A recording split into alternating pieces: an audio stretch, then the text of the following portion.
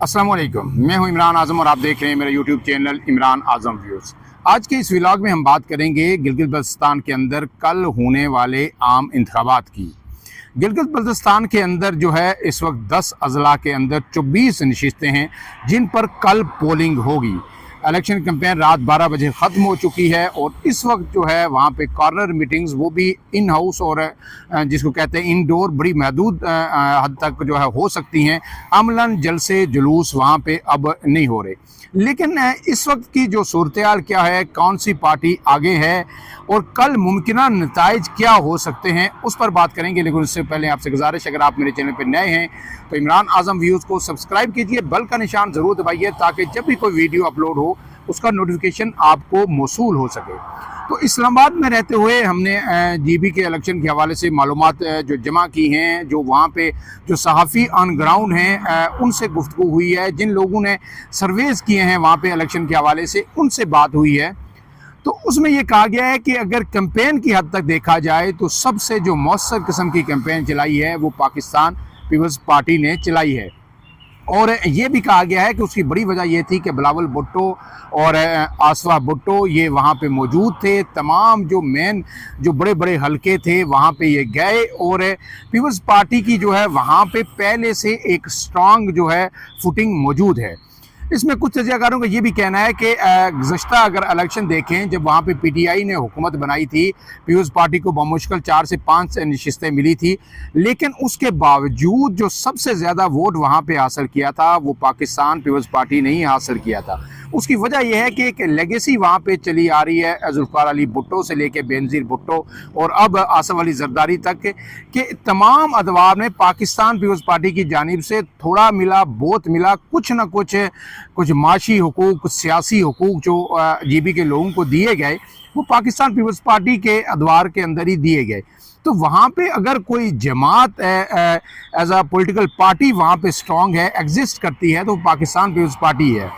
दूसरा आम फैक्टर जो ये है कि जिसकी हुकूमत इस्लामाबाद के अंदर होती है, जीबी हो या आज़ाद कश्मीर में, उसका असर ज़रूर वहाँ पे पड़ता है।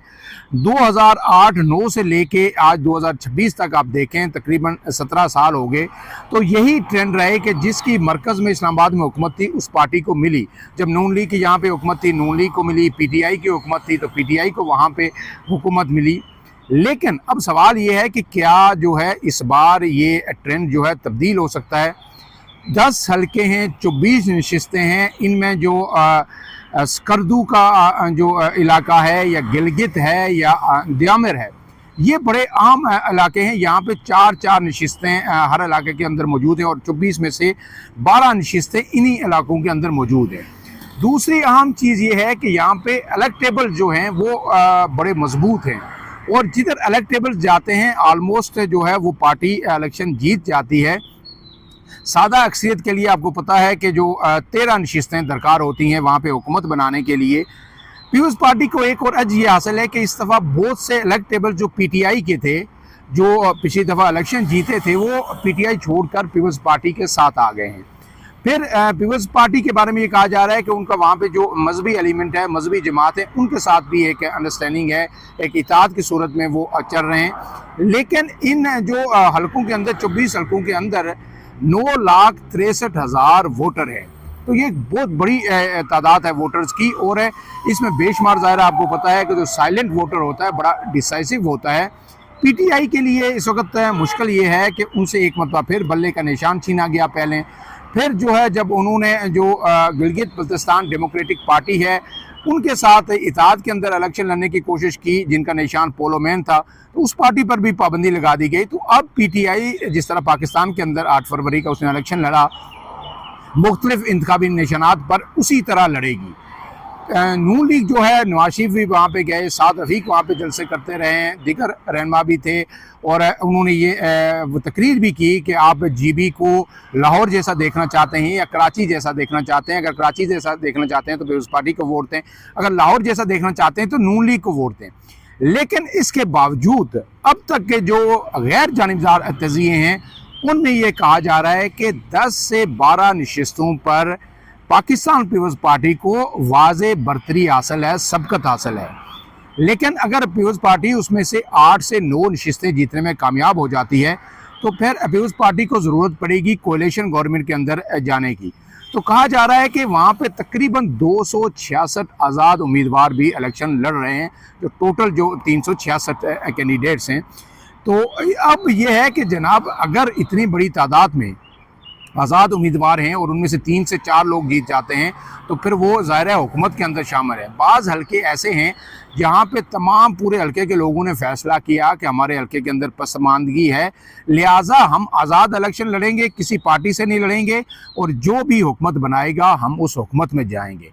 इसके साथ साथ जो इस्तेकाम पाकिस्तान पार्टी है अलीम खान की, उसने भी वहाँ पे बड़ा जो है ज़ोर मारा हुआ है। इस्तीफ़ा जो है वहाँ पे भी ये कहा जा रहा है कि शायद 2 से 3 नशिस्तें वो भी ले सकते हैं।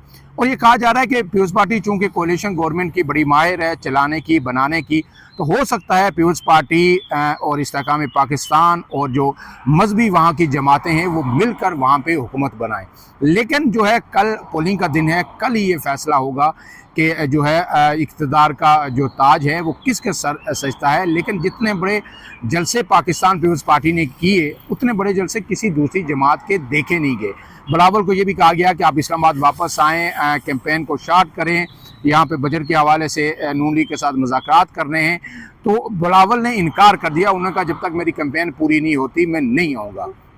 तो अब ऐसा लगता है कि पीपल्स पार्टी की ख्वाहिश भी है और हालात भी ऐसे हैं कि जीबी के अंदर पीपल्स पार्टी गवर्नमेंट जो है बनाए।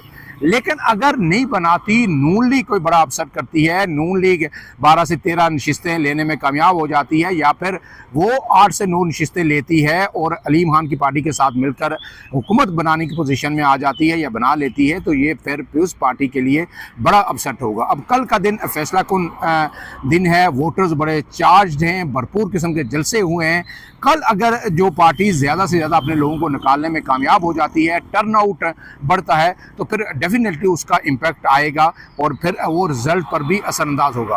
अब तक की जो तजिया है वो आपके सामने रख दिया। मेरी जो असेसमेंट है, जो लोगों से बात हुई ऑन ग्राउंड, उनके तजिए के मुताबिक पाकिस्तान पीपल्स पार्टी जीबी में कोalition गवर्नमेंट बनाने की पोजीशन में आ चुकी है, जबकि दूसरा नंबर अब भी नून लीग का है। नून लीग अगर कोई करिश्मा करे तो शायद वो भी कोalition के अंदर बना सकती है, लेकिन सरे दस्त है पीपल्स पार्टी का पलड़ा बारी है। फिलहाल के लिए इतना ही। इमरान आज़म को दीजिए इजाज़त। अल्लाह हाफ़िज़।